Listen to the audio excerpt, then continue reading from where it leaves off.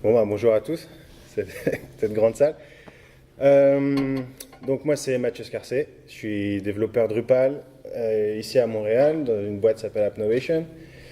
Et ça fait une petite année que je suis ici. Pour la petite information, je vais partir dans pas très longtemps pour le Panama. J'ai travaillé en France auparavant et je fais du Drupal depuis petite dizaine d'années, depuis 8 ans. Donc voilà, ça c'est moi. Ça c'était ma photo il y a encore une année. J'étais encore jeune. Et donc mon background, moi en fait, j'ai pas fait de, c'est pas très formalisé. J'ai fait de la géographie, j'ai fait du tourisme. Du tourisme, je suis passé à travailler sur des sites internet. Et c'est comme ça que je suis devenu développeur. Aujourd'hui, donc maintenant, je travaille depuis 2010 sur du Drupal et depuis 2016, donc ça fait 2 ans et demi, 3 ans, je fais beaucoup de Drupal 8. Voilà, j'ai quand même beaucoup laissé tomber Drupal 7, qui était une bonne chose pour moi. Et j'apprécie surtout tout ce qui est CMS en fait, quoi. En ce moment, je travaille aussi beaucoup sur du Django. J'ai travaillé beaucoup sur des WordPress au début, quand je connaissais encore rien au développement, c'était ma petite porte d'entrée. Donc voilà, vous pouvez me trouver en ligne facilement en tapant mon nom. Et ce que je veux vous montrer aujourd'hui, en fait, c'est le titre est un peu racoleur, donc c'est un workflow ultra rapide, parce que c'était traduit de l'anglais, Blazing Fast Local Development. Donc en français, ça donnait ultra rapide. C'est un peu racoleur et c'est pas forcément vrai parce qu'il n'y a rien de révolutionnaire, mais en fait, l'idée c'est que j'ai eu une problématique au travail, j'arrivais pas à être productif personnellement. Et j'avais du mal à rendre mes équipes aussi productives, donc les gens avec qui je collabore, ou en tant que tech lead sur des projets, réussir à faire produire et à délivrer des choses très rapidement par des juniors, par exemple. Donc je me suis rendu compte qu'il y avait beaucoup de problèmes qui étaient assez récurrents. Et, par exemple, la question, est-ce que vous avez déjà entendu quelqu'un parler ce genre de commentaires au travail, donc toujours les mêmes problèmes quelqu'un qui n'arrive pas à réparer sa machine, ou quand on commence sur un site, on ne sait pas par où commencer, comment installer le site, comment récupérer les contenus de production, et des bugs qui ne sont pas des bugs, parce qu'on n'a pas mis à jour le code, comment est-ce qu'on génère les CSS, comment on débug, beaucoup de questions de juniors et pas forcément de juniors, par exemple aussi beaucoup de gens qui faisaient du Drupal 7 depuis très longtemps en passant sur Drupal 8. La learning curve est assez difficile. Il y a, je sais plus, je crois que c'est 5% de code qui a été conservé. Donc, on se repose à chaque fois les mêmes questions sur tous les projets. Et je me sentais un peu comme ça, en fait, tous les jours, pendant très longtemps. Et j'ai décidé donc d'essayer de trouver une solution. Et, donc, avant de parler de ma solution, je veux juste présenter ce qui pour moi était blocage et ce qui pour moi ralentit tout le monde en fait au quotidien. Et c'est une session ouverte, donc si vous avez des blocages que j'ai pas vus, ou si vous n'êtes pas d'accord avec des choses, n'hésitez pas, puisque j'espère que ce soit une discussion. Le main blocage, quoi, le plus important pour moi, le principal, c'est l'onboarding, donc démarrer sur un projet. Tout métier confondu, qu'on soit junior, qu'on soit développeur, ou pour les testeurs, ou n'importe qui, démarrer sur un projet Drupal à chaque fois, c'est toujours une perte de temps, je trouve. On perd beaucoup de temps. Donc, il y a la learning curve pour apprendre Drupal 8, savoir par où commencer. Très souvent, aucune documentation de la part des développeurs et tout ça parce qu'on est pris par les projets, on n'a pas le temps de la faire. Donc, il y a plein de raisons qui font que, pour moi, je trouve que la principale perte de temps et qui fait qu'on n'était pas productif sur des projets Drupal, c'était ça, le onboarding. Pour donner un exemple, j'ai pris les 3 derniers projets que j'ai reçus. Ça, c'était un projet D7 d'ailleurs, que j'ai reçu. Donc voilà une structure de base avec le web. Un autre projet D8 avec une autre structure. Un autre projet avec encore une autre structure. Et ça, c'est que des exemples. J'ai vu, depuis que je fais du Drupal, je vois autant de structures qui existent de projets en fait, quoi. Ça dépend comment on a démarré. Est-ce qu'on connaissait les bonnes pratiques? Est-ce qu'on a eu le temps de les mettre en place ou pas? Ça, pour moi, c'est vraiment quelque chose qui est grave parce que Déjà, c'est la source de beaucoup de problèmes. La source d'une perte de temps, de comment on porte des fonctionnalités d'un site à l'autre si c'est jamais au même endroit. Pour moi, c'est vraiment la cause principale. Ensuite, j'ai eu beaucoup de monde aussi perdre du temps, encore aujourd'hui en 2018, avec leur environnement local. J'espère qu'on va pouvoir trouver une solution. Moi, j'en ai une aujourd'hui. Et donc, ce que je veux présenter, c'est ce qui, pour moi, il faut absolument arrêter d'utiliser ce genre de local quand on est développeur Drupal. Par exemple, LAMP ou les softwares tout en un comme Acquia Dev Desktop, c'est vraiment que pour du PHP. C'est pas très flexible. On peut choisir des versions, il y a beaucoup de configurations, mais bon, pour moi, ça reste quand même très lourd pour un environnement local. Et surtout, on n'est pas du tout isoprod. Alors, je ne sais pas comment on dit ici, mais isoprod, on n'a pas du tout le même environnement de développement que celui qui ont l'environnement cible pour mettre en production. Donc, il y a beaucoup de bugs qui vont apparaître sans qu'on puisse les anticiper quand on va déployer sur stage ou sur prod. Alors, pourquoi continuer à utiliser ce genre de choses? Donc, bref, pour moi, ça, c'est plus une option. C'est vintage, il faut qu'on arrête d'utiliser ce genre de choses. L'autre environnement local que tout le monde utilise, qui est très bien, c'est Drupal VM. Là, une virtual machine. Je l'ai utilisé également pendant très longtemps. C'est très flexible, c'est très complet. Là, on n'est plus limité à PHP, on peut rajouter tout ce qu'on veut. On rajoute des moteurs de recherche, Elasticsearch. On rajoute tout ce qu'on veut, du Memcache, du Varnish, tout ça dans des VirtualBox. Donc on a un environnement qui est très bien, mais déjà ça nécessite quand même souvent un architecte pour pouvoir créer ce genre de choses. Et si on n'a pas des besoins très, très importants, par exemple si on veut juste démarrer sur un petit site Drupal pour faire un module, ça reste trop complet pour moi. Mais par exemple, là j'ai pris le fichier de configuration de Drupal VM et ça fait 350 lignes de code. Je trouve que c'est un petit peu long pour monter en compétences. Après, la majorité des développeurs Drupal qui font des choses très avancées utilisent Drupal VM, encore aujourd'hui, mais ça leur a pris beaucoup de temps pour monter en compétences dessus. Et on peut être très efficace avec ça, mais de juste mettre un petit hola, à mon avis, c'est trop pour le besoin, et surtout pour être aussi productif que ce que moi j'avais envie d'être. Le dernier environnement que j'ai vu, c'est Docker for Drupal. Donc, il n'y a pas que celui-là, on peut utiliser des images Docker personnalisées, mais Docker for Drupal, c'est vraiment le standard aujourd'hui. C'est très simple, il n'y a qu'un fichier en fait Docker Compose. C'est du YAML, vous le lisez, vous comprenez, vous savez, vous pouvez lire la documentation et l'étendre assez facilement, rajouter tout ce dont on a besoin aujourd'hui, du Solar, faire tourner Node.js, plein de choses. Par contre, par expérience, je pense qu'il faut aimer débugger parce qu'il y a quand même beaucoup de problèmes avec le Docker en fait, quand tu travailles en local. C'est jamais rien de grave, mais ça fait toujours des petites heures de perdu tous les jours, toutes les semaines, à répétition. Par expérience, et surtout pour des juniors avec qui j'ai travaillé dernièrement, c'était vraiment douloureux en fait, de ne pas comprendre pourquoi des choses qui étaient censées fonctionner ne fonctionnent pas, et c'est simplement des problèmes de synchronisation ou des problèmes de fichiers, qui sont des choses qui pour moi on ne devrait pas s'en préoccuper pour faire du local. En local, on devrait juste se concentrer sur notre travail. Après, bon, je voulais lister plein de choses, mais je pense que vous avez vu un petit peu où je veux en venir. Dans un site Drupal, il y a aussi toute la gestion des assets, la génération du CSS, les JS, les images, tout ce qui est pour le front, et plein d'autres choses qu'on peut faire avec JavaScript.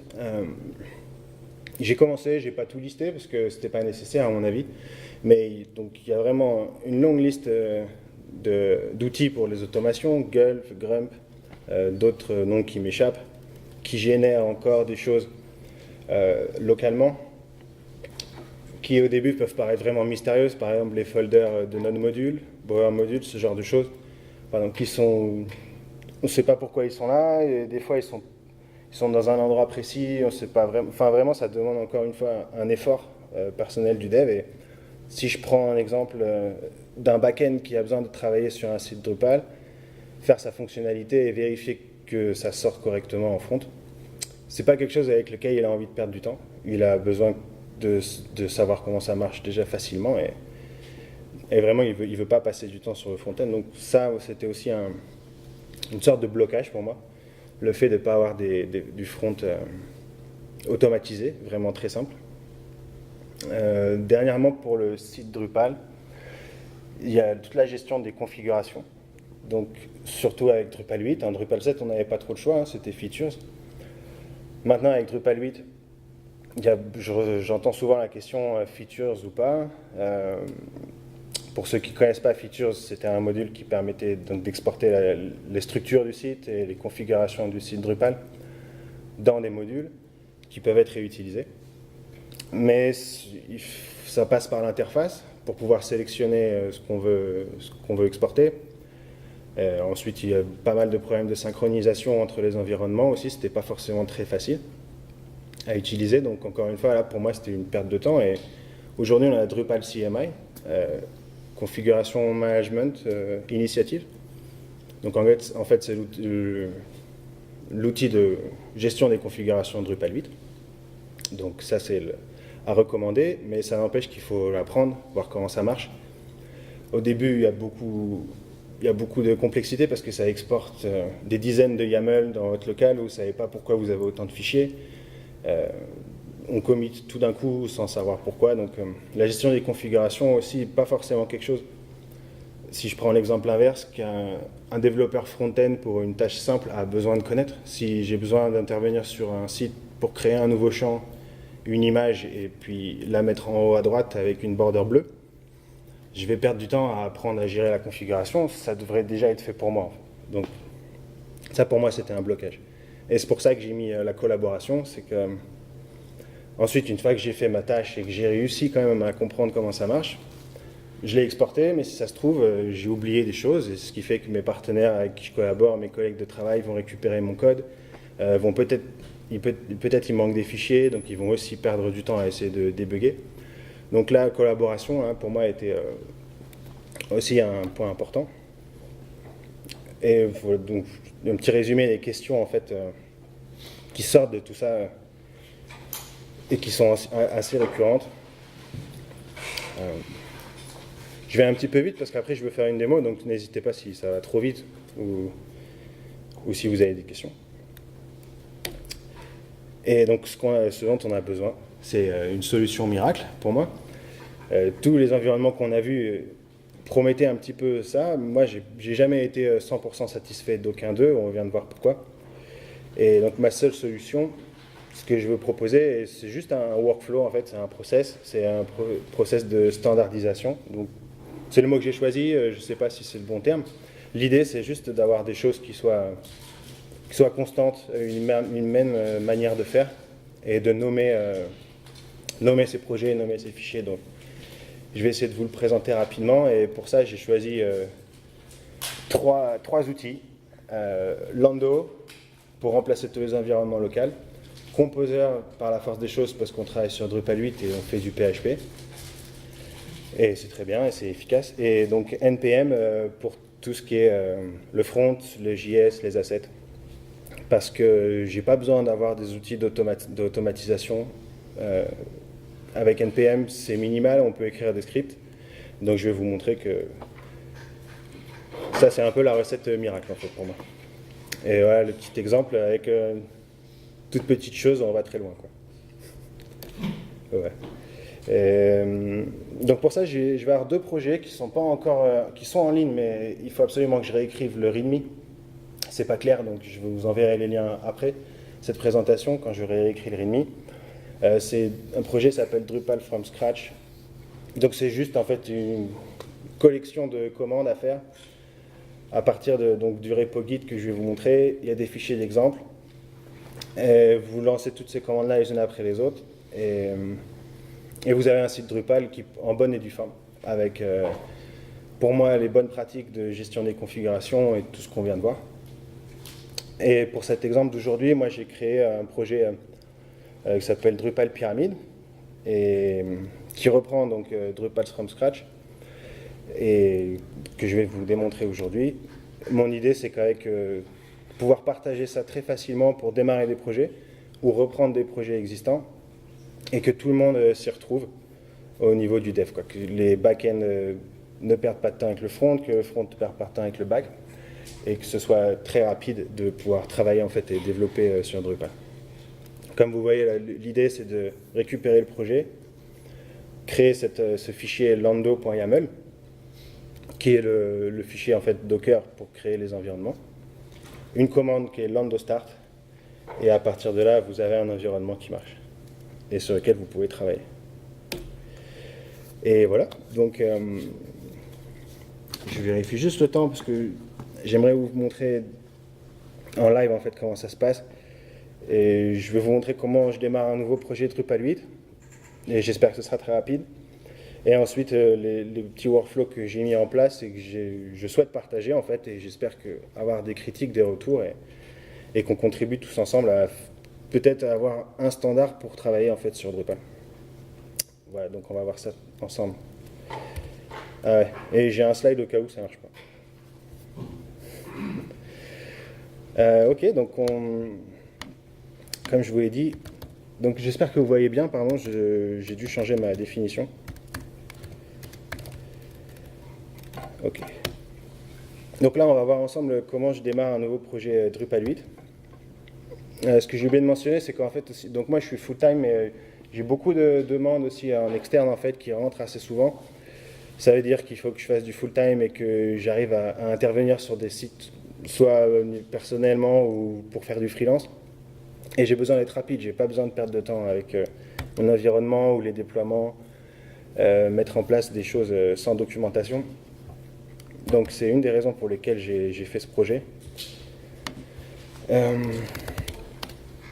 Et donc c'est la raison pour laquelle je vais vous montrer en fait comment je démarre un site. Voilà, on va se mettre dans l'hypothèse que j'ai une semaine de 40 heures et j'ai envie de faire un site Drupal pour aider un ami.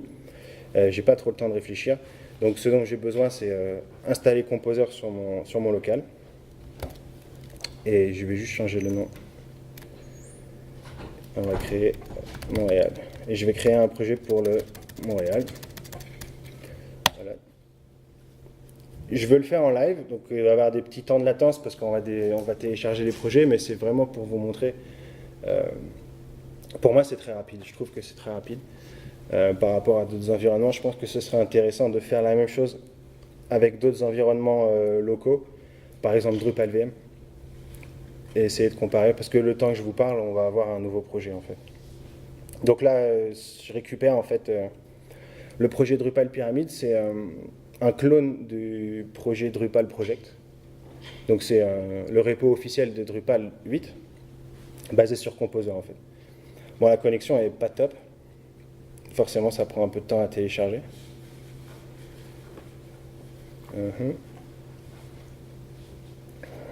Ok. Pendant que ça télécharge, on va aller voir le code.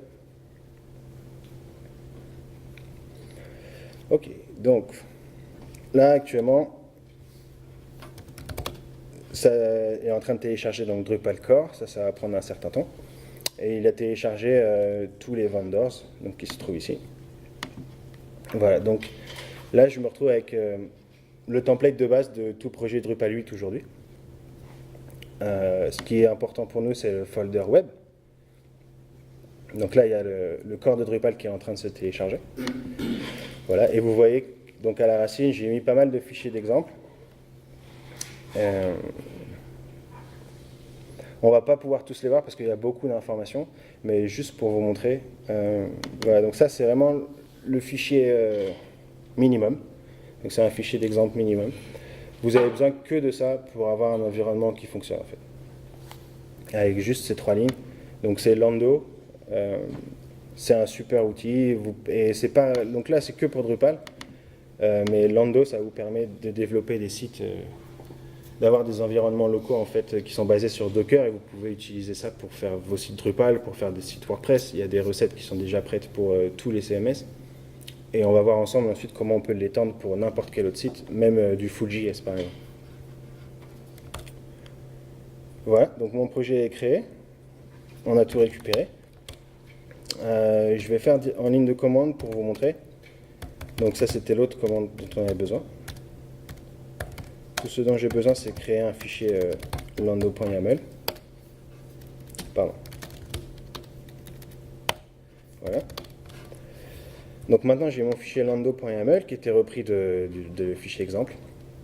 Et celui-ci est un peu plus long, c'est moi qui l'ai personnalisé, donc on va le voir ensemble. Je vais juste renommer mon projet. Mon projet s'appelle Montréal, voilà, ce sera le nom de mon application. Là je lui dis le web root, donc c'est le folder web, c'est là où se trouve mon application Drupal. Voilà. Et vous pouvez rajouter beaucoup de configurations, donc par exemple Xdebug ici, c'est déjà tout prêt. Il y a cette documentation en ligne aussi que j'ai contribué. Il y a juste à rajouter un fichier et vous aurez Xdebug qui marche. Et pour mes besoins, moi j'ai rajouté un container Node.js pour pouvoir lancer npm en fait. Voilà, ça vient pas par défaut, c'est moi qui l'ai rajouté. Voilà, et ça c'est suffisant pour créer un environnement.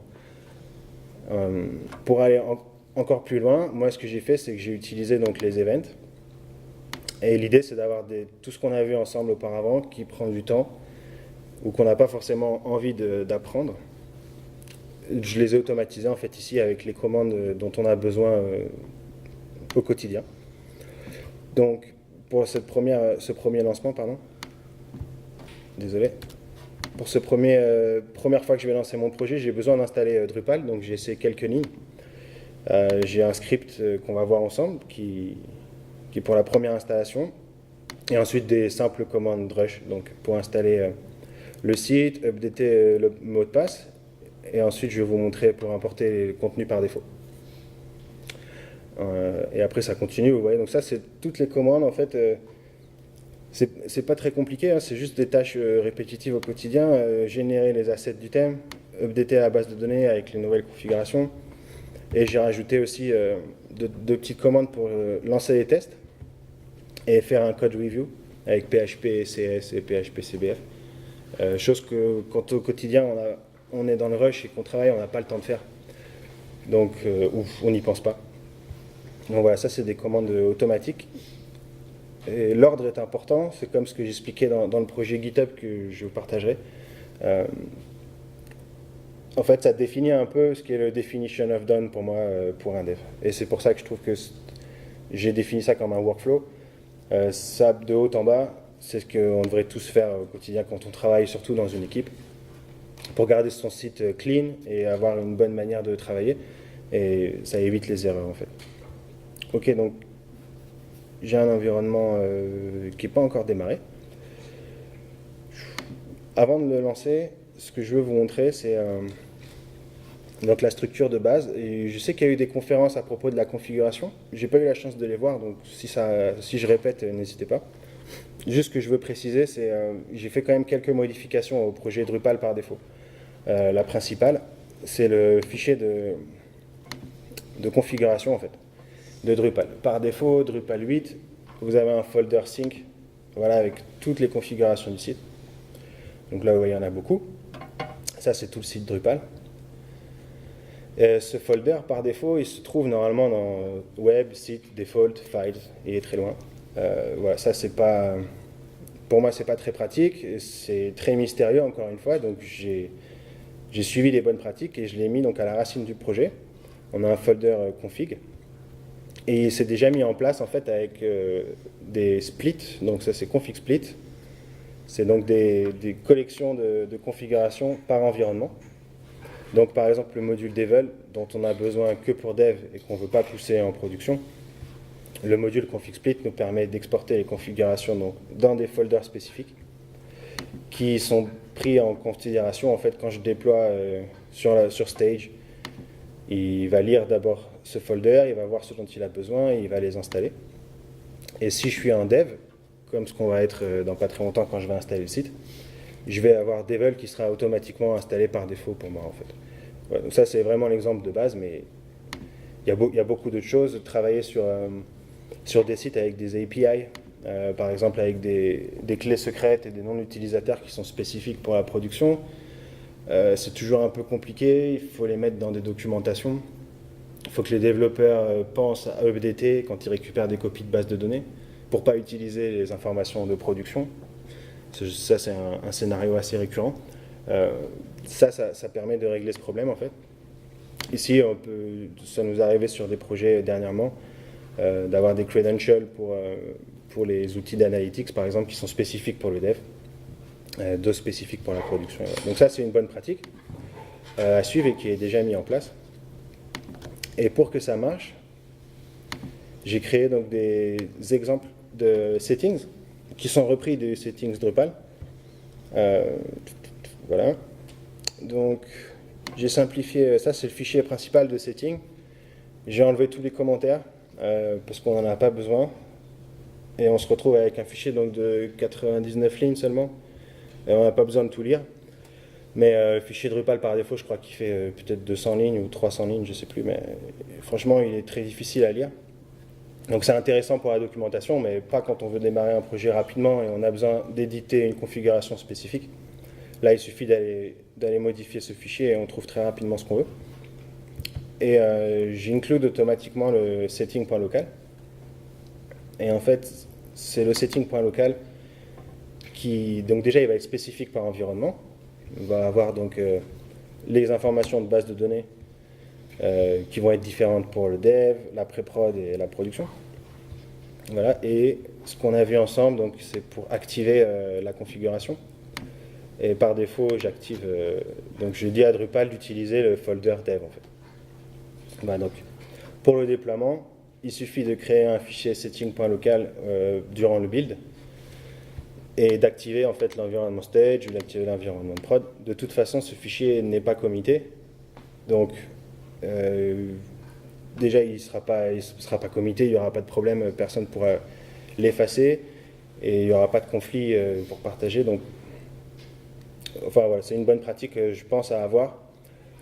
Traditionnellement, ce qu'on a dans les fichiers setting, en tout cas par expérience, de ce que j'ai vu, c'est d'avoir des choses qui s'étendent comme ça et d'avoir des fichiers, par exemple, setting de stage, si je suis en stage.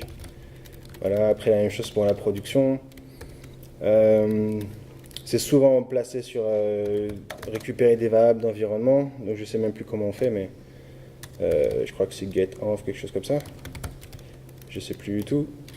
Environnement, donc ça demande déjà d'avoir un environnement avec des variables spécifiques, d'avoir mis ça en place, donc c'est pas forcément déployable partout, tout le temps, et donc c'est pas très pratique.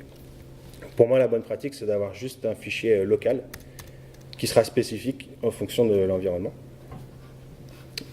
Voilà, ce que vous avez peut-être remarqué, dans le local, en fait, c'est pas hard-codé aussi, donc les informations de base de données sont récupérées du fichier env.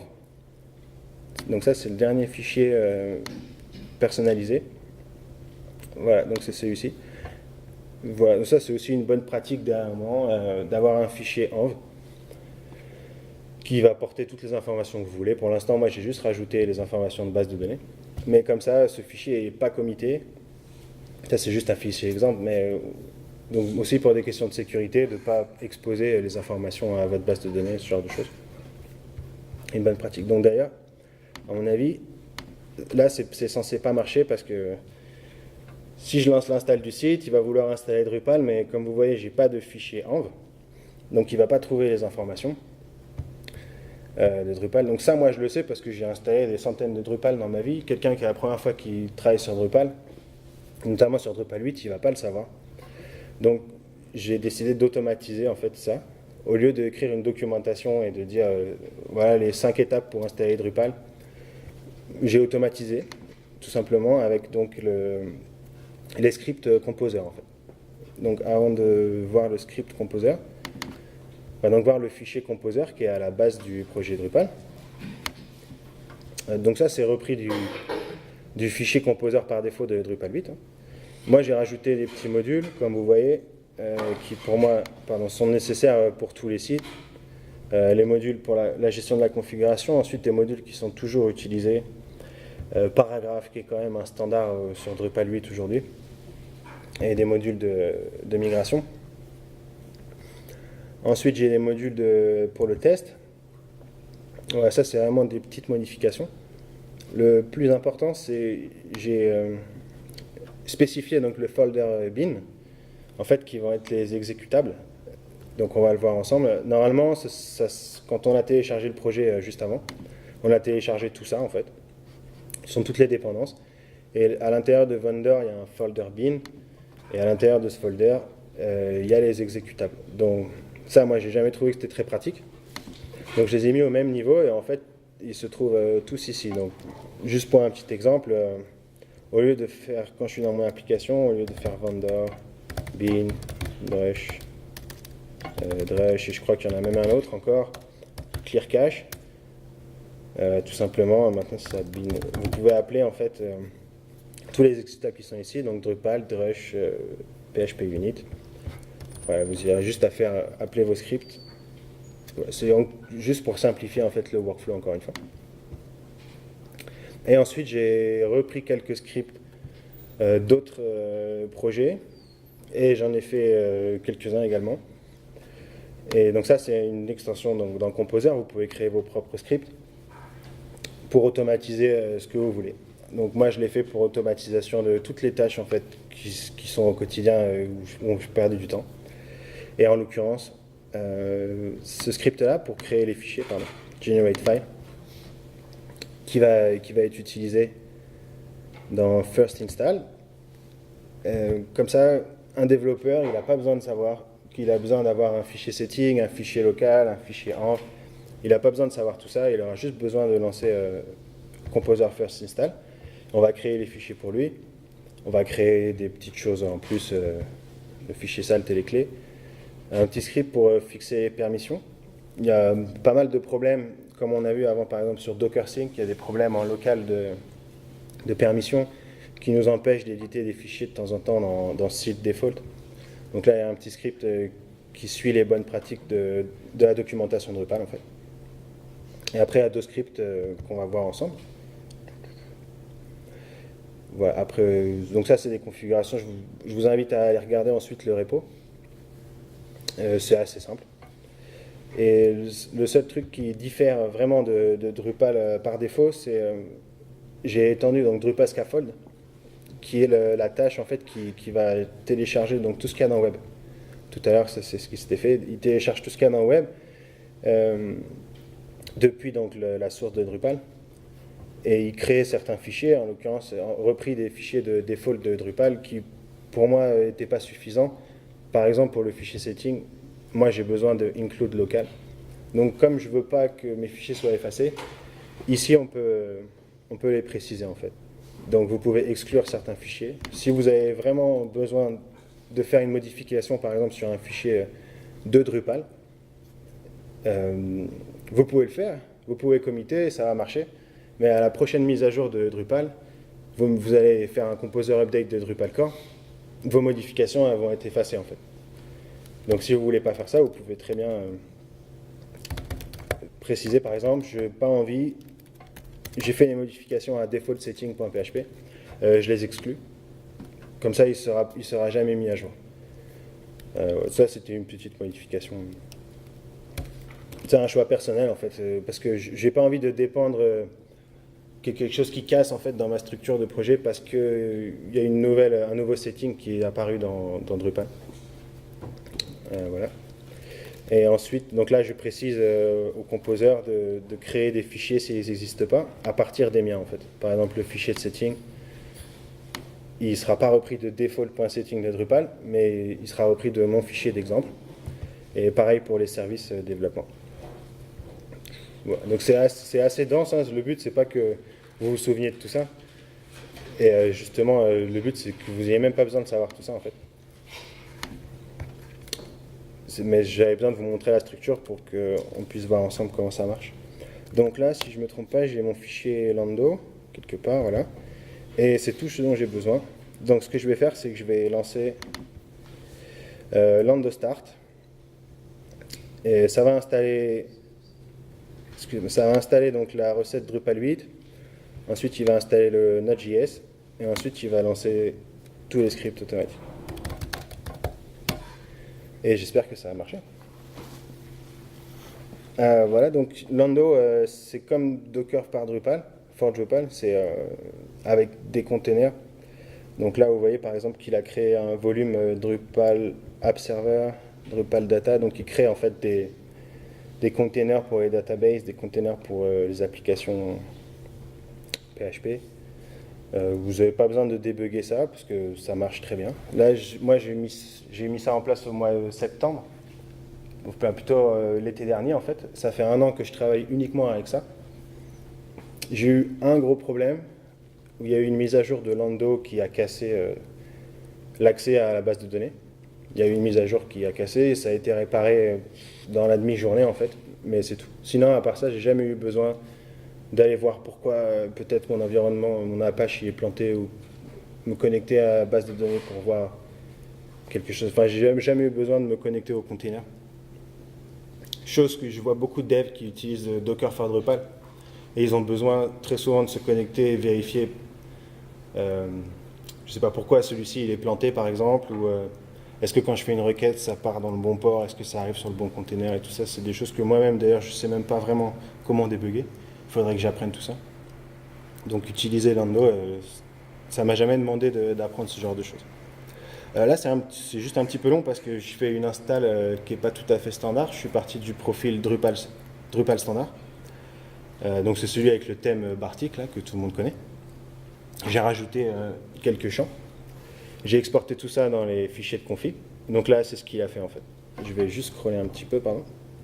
Voilà, donc ça c'est tous les scripts composeurs qu'on a vu ensemble. Et ensuite j'avais donc une tâche pour créer Drupal automatiquement, donc il l'a fait. Et ensuite j'ai un script pour changer donc, le mot de passe de admin, pour que ce soit très simple à me connecter plus tard. Donc en fait arrivé ici, là ça y est bon, j'ai un site Drupal qui marche. L'étape suivante c'est Node.js. Donc là il télécharge Node. On n'a pas besoin de tout lire, d'ailleurs c'est très long. On n'a même pas besoin de comprendre. Il télécharge Node et donc là après il génère automatiquement les assets du front pour moi. Et ça je vais vous le montrer ensemble. Donc là vous voyez on est dans mon thème. Ouais, c'est tellement rapide. J'ai même pas le temps de vous montrer. Voilà, là il a généré les CSS. Pour l'instant j'en ai que un, mais c'est juste un thème d'exemple. C'est pour vous montrer juste que moi j'ai besoin de rien savoir en fait. J'ai pas besoin de savoir comment s'appelle le thème, où est-ce qu'il est. Est-ce que j'ai besoin d'aller dedans et faire npm install ou un autre outil que le dev aurait utilisé. Par exemple, là je suis sur des sites avec des applications React à l'intérieur de Drupal. Il y en a un peu partout. Il y a du React dans les modules, du React dans le thème. Je ne sais pas vraiment où aller. Ok, donc ça c'est parce que j'ai rajouté une tâche qui sert à rien ici. Pas de problème. C'était juste un petit outil. Est-ce que c'est là? Voilà. C'était la dernière tâche en fait, c'est pour créer des statistiques par rapport au commit. C'est pas nécessaire, j'en ai pas besoin. Donc je vais juste le relancer. Mais en même temps c'est un bon exemple pour vous montrer à quel point c'est rapide, parce que là j'ai créé tout mon site. Bon, le build n'est pas allé jusqu'au bout, du coup je vais le refaire. Et il va recréer mon environnement. Il efface pas les bases de données ni quoi que ce soit, vous perdez pas l'information. Mais en fait il recrée les containers et il recrée les configurations. Et ensuite il va relancer tout ça. Donc ça c'est possible que ça prenne un peu de temps, parce qu'il télécharge des images. Quand c'est la première fois à télécharger l'image, c'est un petit peu long.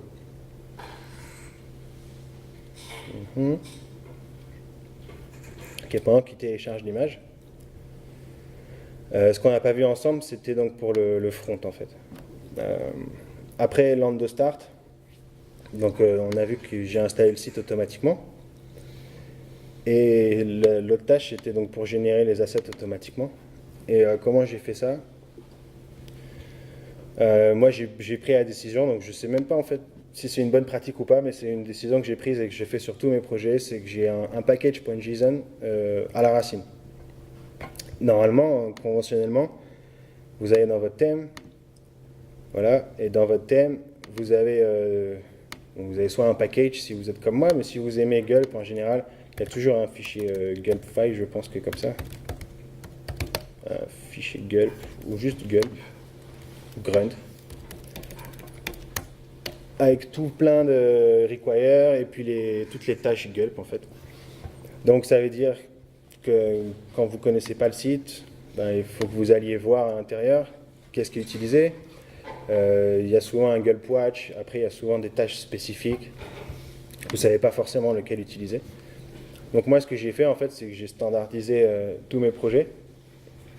J'utilise rien d'autre que package.json parce que j'ai pas des besoins énormes. Ce que j'ai besoin sur un site Drupal, en général, c'est créer les CSS, peut-être minifier les images, éventuellement avec du JS, mais ça, c'est même pas nécessaire. Et en gros, c'est tout. J'ai juste besoin de générer des CSS, en fait. Donc, pour moi, j'ai pas besoin d'avoir des tâches gulp qui soient très compliquées. Tout ce dont j'ai besoin, c'est le module Node.js, et c'est tout. Donc, tous mes thèmes Drupal, depuis un an, ils sont faits comme ça. J'ai juste un folder avec mes SAS. Donc, moi, j'utilise SCSS. Là-dedans, vous faites vos fichiers SAS. Je vous montrerai un exemple un peu avec plus de contenu plus tard. Et, voilà, et c'est tout ce dont mon thème a besoin, en fait, c'est d'avoir des CSS qui soient générés. Et comme la majorité des thèmes, de toute façon, il n'y a qu'une tâche, en fait, c'est de builder les assets. Dans NPM, je peux écrire des scripts. Donc mes scripts, ils vont toujours s'appeler pareil, ils vont s'appeler build et watch. Et par expérience, c'est tout ce dont j'ai besoin pour un thème Drupal, en fait. Donc comme c'est tout le temps pareil, à la racine du projet, excusez-moi, je vais fermer tout ça. Donc à la racine du projet, j'ai un autre fichier package.json. Et dans ce fichier package, juste je spécifie donc où est-ce que se trouve mon thème. Donc il se trouve là. Où est-ce que je trouve les fichiers SAS, les CSS. Et j'ai les mêmes tâches en fait, build et watch. C'est tout ce dont j'ai besoin. Donc si demain j'ai un nouveau projet Drupal avec un nom de thème différent, ou j'ai un autre thème qui vient, j'ai pas besoin de changer quoi que ce soit au niveau des commandes. J'aurais juste besoin de rajouter soit un nouveau thème ici. Par exemple, si j'ai un thème contrib, j'ai besoin de faire quelque chose dessus. Voilà. Et mes tâches build et watch, pour moi, ce sont toujours les mêmes. Je vais builder les CSS et je vais builder les JS. Donc, en sachant que ça va toujours s'appeler build, c'est très facile pour moi de simplifier. Pardon. Après, j'ai fait la tâche start. Et start, ce qu'il fait, c'est que donc là, moi, j'ai pas besoin de faire grand chose, mais donc je suis allé directement dans le thème. Mais ce que je peux faire, c'est npm run build. Voilà. C'est tout ce dont j'ai besoin. Et en fait, c'est toujours cette tâche-là, start, qui sera lancée dans tous mes projets. En fait. Dans tous mes projets, j'ai simplement besoin d'avoir un container Node, donc c'est celui-ci. Et à chaque fois que je démarre en fait mon application, je génère mes CSS. Voilà, c'est ce que je fais. Donc c'est un choix personnel, parce que par expérience, je n'ai pas des gros besoins de front, jamais sur les sites Drupal. Il y a forcément des cas particuliers où il y a des gros besoins. Oh, ok, donc ça c'est très très long. C'est à cause de la connexion. C'est pas grave. Est-ce que ça a marché quand même? Ok, donc avec Lando, vous avez Lando Info. Et par défaut, vous avez HTTPS qui marche aussi automatiquement. Donc là, j'ai un site HTTPS. Ouais, j'ai tout cassé. C'est pas grave. Je vais démarrer. Et pendant que ça démarre, imaginons que j'ai un appel client avec un bug très très important. J'ai besoin de faire quelque chose de très important en même temps.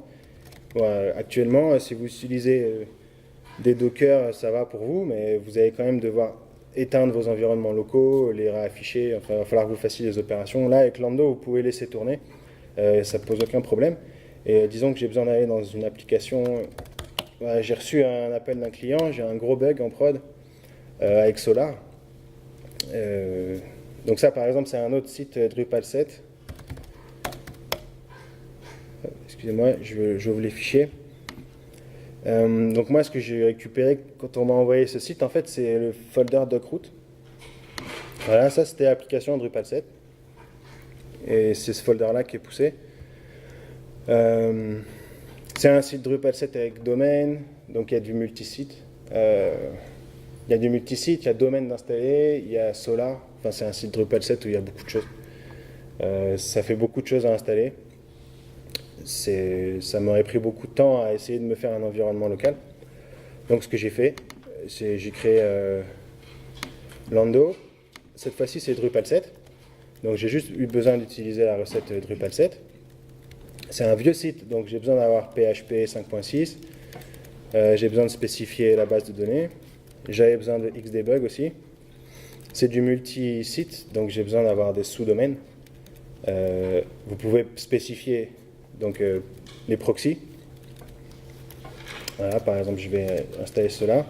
J'avais besoin d'avoir phpMyAdmin pour je ne sais plus quelle tâche, c'était pour voir quelque chose. Donc vous pouvez rajouter phpMyAdmin. En fait, vous pouvez rajouter tous les outils que vous voulez ici, en quelques lignes. Et j'avais besoin d'avoir Solar aussi qui marche. Et Solar, moi je ne sais même pas comment j'installerai Solar en fait en local. Je me suis jamais posé la question. Et je pense que ça m'aurait pris au moins une bonne journée à déjà comprendre qu'est-ce qu'il faut que je fasse. Donc là, tout ce que j'ai besoin de faire, c'est de créer ce Lando. Hop. Donc là, je redémarre mon site. Pendant ce temps-là, je vais regarder de l'autre côté. Ok.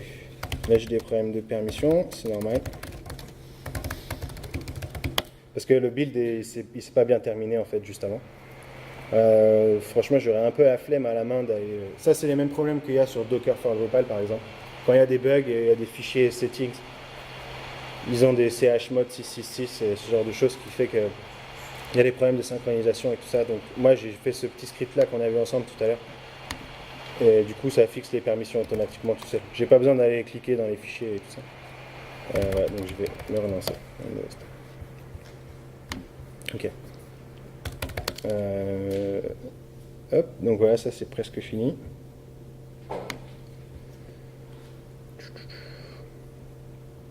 Donc ça c'est fini. Donc même là en fait tout ce qu'il fait c'est qu'il crée, il essaye d'accéder aux URL. Ah oui là c'est un tout petit peu plus long pardon, c'est parce que j'ai rajouté cela.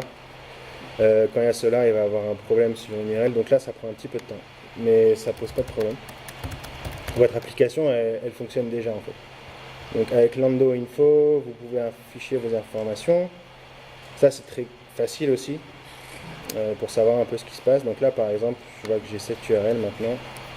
Ouais, en HTTPS ça marche pas, c'est normal. C'est pas encore terminé.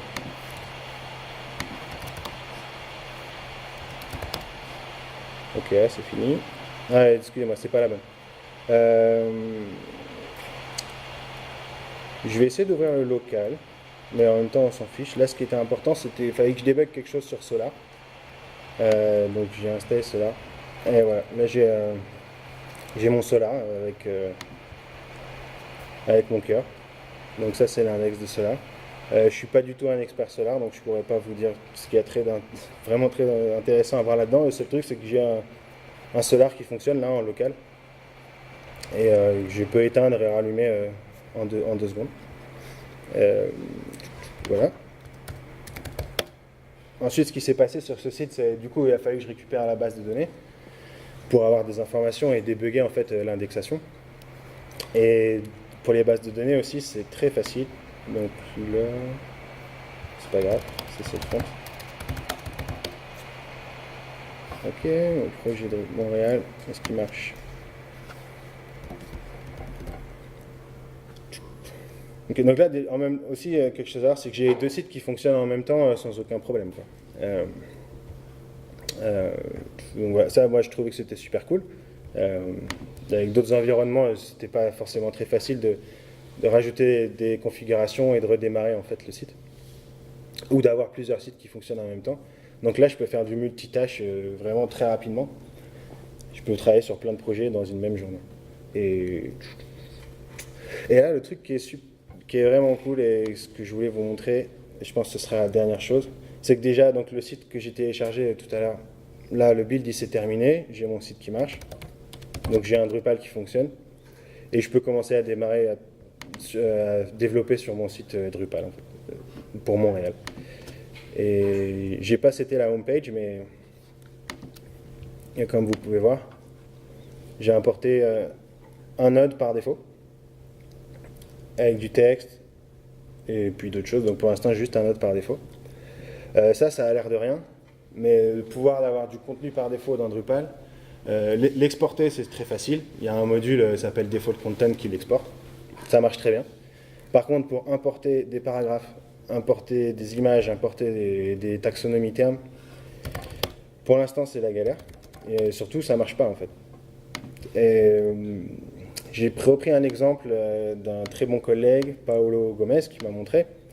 Et pour l'instant, ce qu'on a qui fonctionne, c'est un module avec une commande Drush, en fait. Et donc ça, c'est juste une classe. Et on se base, en fait, sur les UUID. Donc là, moi, j'ai une commande Drush. Juste, je vous la montre. Je ne l'ai pas lancée parce qu'en fait, elle s'est lancée toute seule pour moi. C'était ici. En fait, après l'installation, je fais Drush import content. Voilà. Et ce que ça fait, c'est que ça appelle donc mon module et on utilise tout simplement du JSON. Donc ma homepage, c'est juste ça en fait. Peut-être qu'une image n'a pas le bon nom, je sais pas. Voilà, donc là, ma homepage, default content, c'est comme JSON API de Drupal. Par défaut, vous allez avoir beaucoup de choses. Vous allez avoir tous les champs qui vont être exposés. C'est illisible pour pouvoir maintenir du contenu par défaut, c'est très compliqué. Donc là, moi, tout ce que je fais, c'est qu'on crée un JSON avec du contenu. Et après, on fait nos commandes. Voilà, elles sont ici, pardon, je l'ai cherché. Vous faites un alias Drush, import content. Moi, j'aurais dû l'appeler import homepage plutôt. Je récupère le JSON, je prépare le contenu, je crée les images s'il y en a. Et voilà. Donc c'est là un peu la magie. Je vais ouvrir un peu mon écran. Pardon. C'est qu'en fait, je regarde d'abord si mon node existe par UUID. S'il existe, du coup je l'efface et je le recrée en fait. Et vous pouvez setter des UUID vous-même. C'est généré automatiquement, mais vous pouvez les setter vous-même.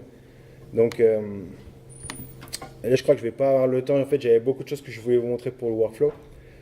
Mais par exemple, sur un workflow de personne pour le front, je trouve que utiliser ce genre de structure de projet, c'est beaucoup plus productif en fait. Et si je prends l'exemple de quelqu'un qui vient démarrer sur le site, il se retrouve avec ce site-là, il a fait une homepage, il a mis des boutons, voilà, et il a besoin de le pousser pour du test. Normalement, par défaut, ben, vous le poussez, et ensuite il faut déjà écrire le how to test, faut faire les issues. Il y a plein de choses à faire pour que toute l'équipe comprenne ce dont ils vont avoir besoin pour pouvoir tester en fait la story. Et utiliser default content et en fait l'installation par défaut, bah, ça évite tout ça, on n'a plus besoin de tout ça. Tout ce dont j'ai besoin de savoir, si je suis un tech lead, pardon, c'est de... Je crois qu'il y a une branche d'ailleurs. Ouais. Donc là par exemple, j'ai un développeur qui a travaillé sur Drupal Component par exemple. Ok. Ça c'est mon local, désolé. Il a créé un nouveau paragraphe. Là, mon PC est frozen.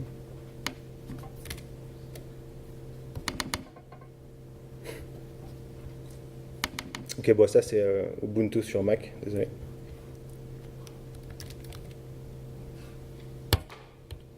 Bon. L'exemple est toujours valide. Si j'ai créé une nouvelle page, par exemple, ou un nouveau paragraphe, je peux exporter le contenu, le pousser. Et tout ce dont j'ai besoin de faire en tant que QA ou tech lead ou n'importe qui, c'est récupérer le code, restart. Et si j'avais un besoin particulier, j'ai rajouté vraiment quelque chose de très important. Par exemple, j'ai rajouté une tâche pour minifier les images ou je ne sais quoi. Il suffit de mettre à jour le fichier Lando. Et la tâche va se faire automatiquement, j'ai pas besoin d'expliquer à personne. Donc ça pour moi je trouve que c'est super.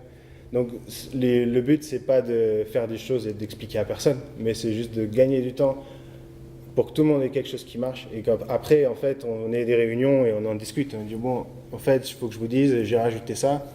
Comme vous avez pu voir sur la homepage il y a un nouveau bouton qui est apparu et tout ça. Ce genre de choses. Voilà. J'ai essayé de prendre le problème dans l'autre sens en fait.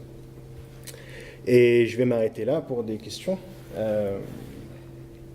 Parce que de toute façon, c'est planté. Donc voilà. Je ne sais pas si vous avez des questions. n'hésitez pas. J'ai une question. Ouais. Dans le site Drupal Pyramid, il y a toute la documentation, toutes les informations. Ouais, il faut que je le refasse parce que c'était une première version. Là, j'ai un peu amélioré, donc il faut que je refasse le README. Mais en fait, il y a un fichier README avec ce que j'ai mis. Donc, Avec les commandes que tu as fait. ouais, c'est ça. Après, plus de détails, je l'ai mis dans le Drupal from scratch. C'est pour les puristes, c'est juste le step by step de comment j'ai fait, les fichiers setting et tout ça. Mais sinon, il y a juste besoin en fait de créer le fichier Lando qu'on a vu. Et voilà. Pas plus de. Ça, c'était pour finir la conf, c'est des choses sur lesquelles j'ai travaillé actuellement et que justement Drupal Pyramid, j'espère que d'autres gens vont contribuer parce que je connais pas tout. Par exemple, Docker Sync sur Mac, je sais qu'il y a des gros problèmes de lenteur et utiliser pour l'instant ce projet-là, bah, c'est pas aussi rapide que ce qu'on vient de voir aujourd'hui par exemple. Sur Mac, c'est beaucoup plus lent. Il y a des dernières améliorations qui sont mises à jour sur Docker Sync, je crois que la semaine dernière justement, qui ont réglé des problèmes, mais ça je ne pourrais pas le faire. Donc j'espère que d'autres gens pourront le faire. Et plein d'autres choses. Donc les contenus en fait c'est déjà fait. J'ai rajouté aussi les tests, les code reviews. Bah, il y a beaucoup de choses vraiment à vous présenter, mais en fait c'est toute la vie d'un projet qui est résumée dans un seul projet. Donc, enfin toute la vie d'un site Drupal en fait qui est résumée dans un fichier Lando, et du coup je vous invite plutôt à aller regarder le fichier Lando. Et merci.